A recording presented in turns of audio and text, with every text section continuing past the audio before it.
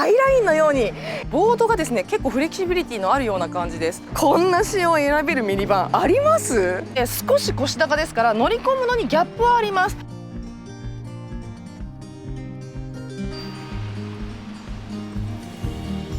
はい、皆さんこんにちは。自動車ジャーナリストの今井祐希です。今日ご紹介するのはこちら、もうめっちゃ可愛いフォルクスワーゲンの電動ミニバン ID バズです。すでに欧州では発売されておりまして第2世代に入っていて、日本にはその最新世代が導入されました。もうカラーバリエーションもめちゃめちゃ可愛いですし、インテリアも可愛いんですよ。今日は内外装と使い勝手お届けしてまいりたいと思います。それでは最後までご覧いただけたら嬉しいです。チャンネル登録と高評価で応援してください。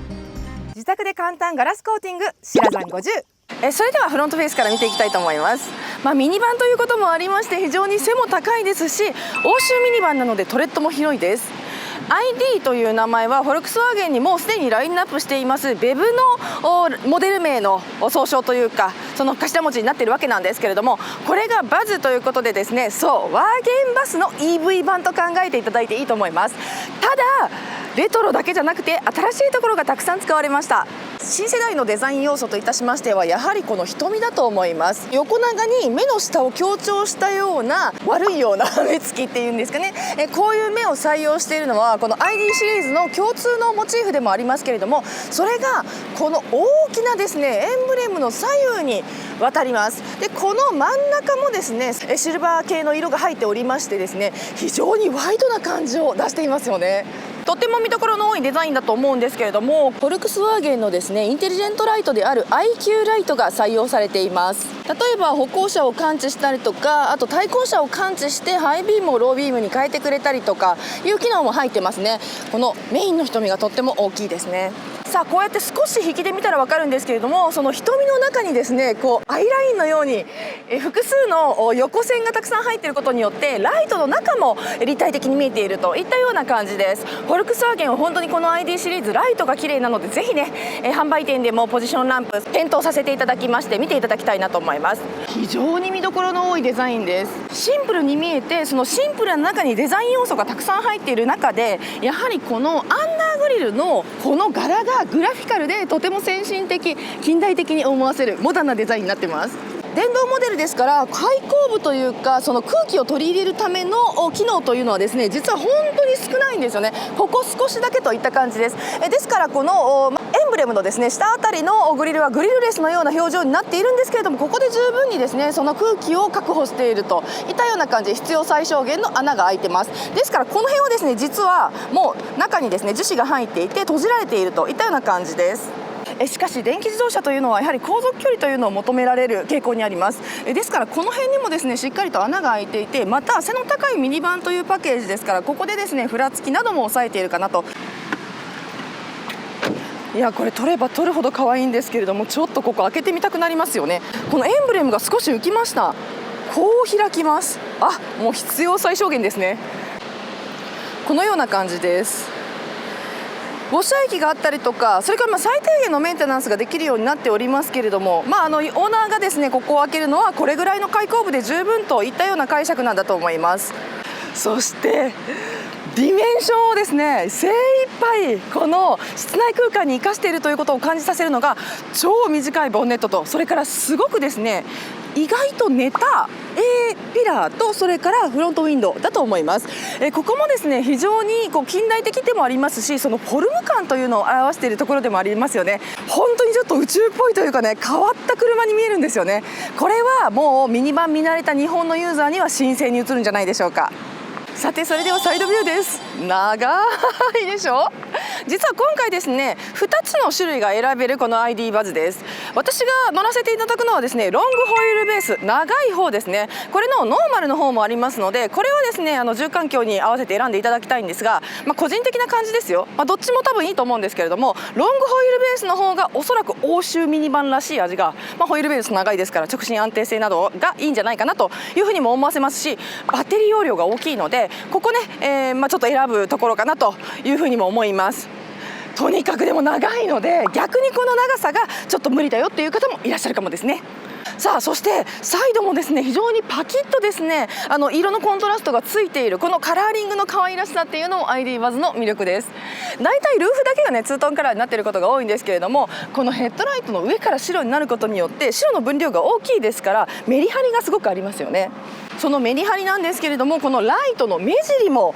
デザインの一つの要素になってます。目尻からパキッと実は線も物理的にねプレスラインも入ってるんですよね。でこのプレスラインが非常に、フォルクスワーゲンでこのプレスラインを折り紙のようにつけるのが本当にうまいメーカーなんですけれども、そのお家芸がちゃんとね導入されております。ですからここも今日はねいいお天気ですけれども、ちゃんとですね天気が良くてもハレーションを起こさずコントラストとしてこのボディにですねアクセントを加えているといったような印象も受けます。ここ D ピラーの処理も綺麗ですよね。こういうあたりにですねアクセントを入れてくるのは欧州車よくやりますけれども、このグリルと同じモチーフがこのようにですね入っていて、3本線というものを黒で入れることによってここもデザインをですね間延びさせずに引き締めていると。あとレールの処理もとっても綺麗です。はい、タイヤとホイールです。このロングホイールベースとノーマルモデル、ホイールのデザインも違います。今回はロングレンジですのでよりですね締まり感のある、ね、デザインになっているというような感じです。それにしてもですねやっぱり電動モデルらしく開口部が非常に少なくてここも乱流を抑えているかなといったような感じもしますし、これね実際的なメリットとして洗車しやすいっていうのあるんですよね。拭き上げがすごく楽。もうチュルンって拭いちゃえばダストとかがですね手を入れてあまり掃除するところが少ないっていうのをメンテナンス性の楽さっていうところにもつながってます。そしてタイヤ大きいですよね。なんと20インチあります。しかし今回ですねコンチネンタル履いてますから意外に当たりは柔らかいんじゃないかなと。それからねあまりにも扁平を考えていないというところもありまして、ここもね乗り味っていうのは後で、ちょっとチェックしていきたいなと思っています。さあそれではリアビューです。リアビューも非常にクリーンで美しいですし、また新しさと同時にどこかレトロさっていうのも感じさせる、品格ありますよね。その品格、イコール高級感っていうのを表しているのはこのライトかなと思います。やはりですねこの、黒でトリミングされましたサイドの結構高めのですね赤めのライトが中に組み込まれていると。フロントライトの時にも申し上げましたけれども、実はフォルクスワーゲンってすごいライトに凝るメーカーなんじゃないかと私は睨んでいるんです。特にリアライトに対するこだわり結構すごいんですけれども、この中の構造を見てくださいよ。めちゃめちゃ細かくないですか？こんな感じなんですよね。ちょっと光らせてみますね。はい、点灯させました。右、左、ハザードです。ちょっとね海辺でいいお天気なので見えないかもしれないんですけれども、しっかりとですねこの真ん中の棒のところですね、横棒のところも赤く光ってます。そしてターンライトはここで、カチカチと点灯するタイプという風になってます。ユニットが細いので本当に先進的に見えますよね。さあそして今回このツートーンの色をすごく上手に使ってます。実はですね欧州ではほぼ白の展開、個人的な見解ですけれどもノルウェーとか北欧でめちゃくちゃ売れた車でもあるんですけれども、みんな白なんですよね。こんな可愛い色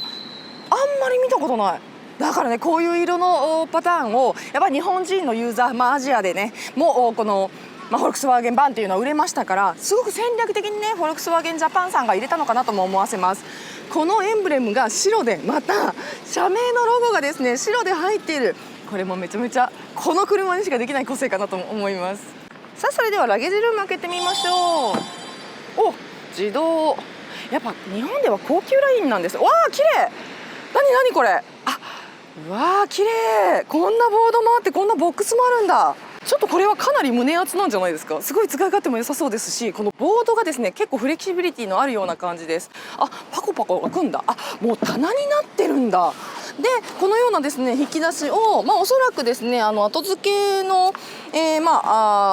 オプションで買えるものだと思うんですけれども、なるほどね。そういうことですよ。やっぱりね電気自動車はこういうね充電のコードを必ず入れておかなければいけないんですけれども、こういったボックスがなかったらラゲージスペースにポーンってなんかこう乱雑な感じでね置かなければいけないんですけれども、しっかりとこう収納スペースがついているっていうのももうミニバンらしいですよね。でこれはネットもちゃんと収納できます。ですからアクセサリー品を入れておける定位置が作れるってことですよね。これはいい。そして3列目シート、これ結構ちゃんとフラットになってますね。すごいでしかも結構簡単。これかこうか、めちゃめちゃ簡単でした。手前側のこのレバーを引いて引き上げるだけ。これで3列目のシートが完成します。今の感じだとちょっとリクライニングもしそうですよね。すごく利便性が高いと思います。シンプルですよね。さあそれではですね、こちらインテリア見ていきたいと思います。もう中がまためちゃくちゃ可愛いんですよね。ご覧ください、このクリーンなインテリア。この車に関しましては中もですね、インテリアも同色にしていただきました。こんな仕様を選べるミニバンあります？いやもうね、やっぱミニバンって道具っぽく使う人が多いのと、あとラグジュアリー、VIP 専用に使ってる人が半々ぐらいかなっていうふうに思うんですけれども、これはもう軽自動車にはあるんですよ、正直この世界観が。ただもうちょっとラブリーに偏るんですよね。これフルサイズのミニバンでなかなかなかった、逆にやられたって感じしますね。さあネガティブとしては、大したネガティブじゃないんですけれども、ここちょっとね、最低地上高は、バッテリーをね床下に引いているということもあるんでしょうが、少し、この最低地上高は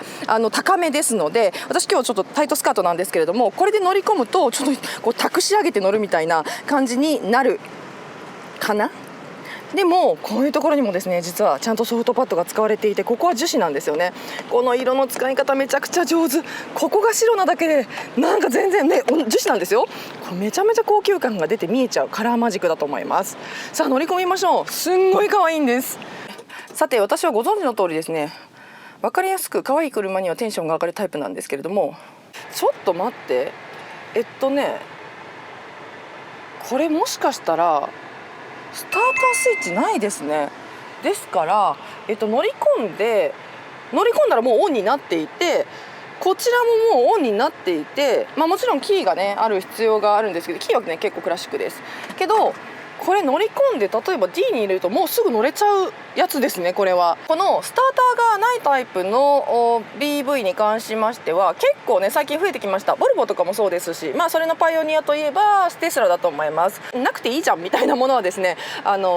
なくしていくっていうのは、もしかしたらやっぱりね、電気自動車だからこそ、新しいパワートレインだからこそできるそのチャレンジなのかもしれません。ステアリングもね白ですっごい可愛いですし、メーターがこんな感じになっているんですよね。でこのメータ